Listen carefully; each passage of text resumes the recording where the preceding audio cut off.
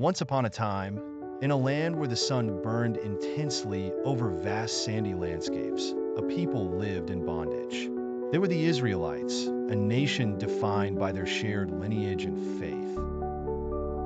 Bound together not just by the chains of their oppressors, the Egyptians, but also by a promise, a covenant that whispered hope in even the darkest of hours.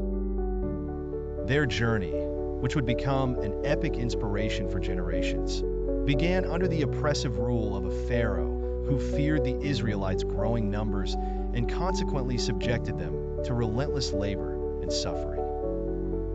Among the Israelites was one man who, though raised as an Egyptian prince, felt the deep call of his own heritage.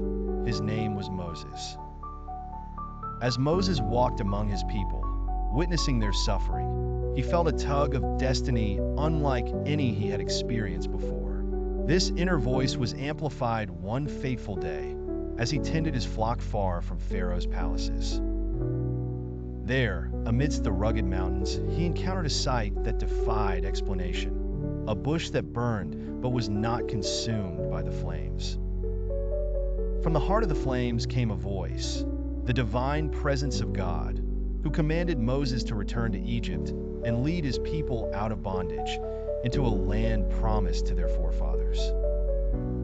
Initially hesitant, filled with doubts about his own ability to lead, Moses found courage in the divine assurance that he would not go alone.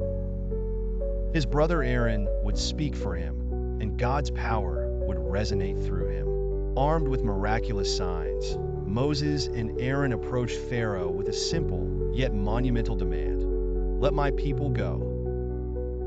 But Pharaoh's heart was hard, immune to the pleas for justice, and thus began a series of divine interventions known as the 10 plagues.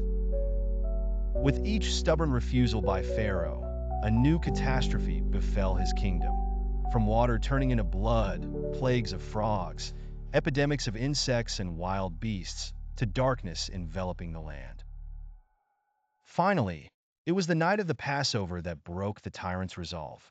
The angel of death passed over the homes of the Israelites, sparing them as God had commanded, while despair consumed Egyptian households.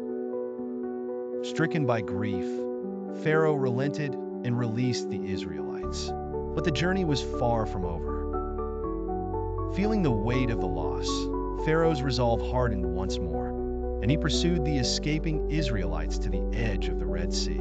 It was here that hope truly seemed frail, cornered between an imposing sea and the fierce Egyptian army closing in. In that fraught moment of despair, Moses called upon the divine once more, performing perhaps the most famous miracle, the parting of the Red Sea.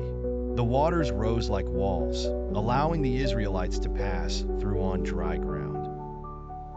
And crashing back upon the soldiers that followed, delivering the Israelites from their captors once and for all.